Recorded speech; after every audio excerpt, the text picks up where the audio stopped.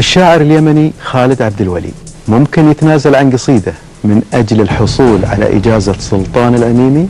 يا بنت شوفي جروحي والجراح طابين ما عاد فيهن سوى آثار وهمية، آثار ترثي حكاية حب من عامين راحت من الروح وانزاحت من النية. السن بالسن والعينين بالعينين والحكم عندي صدر بأوراق رسمية. دامك لعبتي مع قلبي على الحبلين بان السيوم قرورك والأنانية، وأعرفك كيف أرد الصاع بالصاعين العنف من طباعي والرومانسية. يعني أنت تعتقد أن هذا نص ممكن نتنافس فيه؟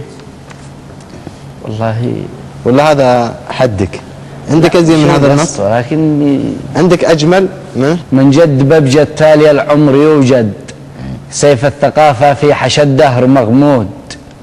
أنا إشعاع الشمس والليل الأسود، وأنا ركود النود لا هاجة النود، وأنا إمبراطور الزمان المشيد، وأنا جذور الجود يا جود للجود، وأنا أمير الفلسفة أب عن جد، وأنا الأدب والفكر وأفكار هليود، وأنا القصيد ذي ما حروفه من أبجد، وأسطورة الشعر المغنى على العود. هذا وصوفي ما الوصف الشرف حتى تسكن بجوفي كبرياء شاب مفضول. ليش ما قدمت هذه القصيدة هذه ومختار لنا هي التعبانة؟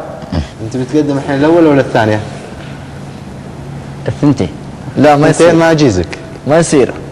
الثانية تتراجع عن القصيدة الأولية؟ طيب. تتراجع عنها؟ تتبرى منها؟ لا صعبة. لا تتبرى منها لأن هذه مو بقصيدة، يعني إذا تتبرى من قصيدتك أنا بجيزك. والله ما أقدر أتبرى من قصيدة حتى لو كانت سبب خروجك من مسابقة. أهم شيء إني ما أتبرى من أقوال. أنا أحترم هي كرامة الشاعر قصيدته. أنا أحترم هذه، والله أنا أحترم هالمنطقة هذه. خلاص قدم لكم قصيدتين، بتجيز على الأولى والثانية براحتكم. أنا بجيزك على الثانية. أبو خالد يستاهل. على أي قصيدة جيزة؟ كلهم. عجبك جيسة؟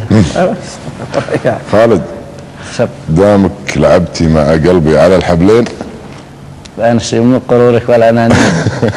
يا أخي بسأل سؤال بس، أمها ما الأمها بالموضوع؟ هو مثل عندنا كذا يعني معروف. على أمك إيه. أنا أجيز النص يا خالد.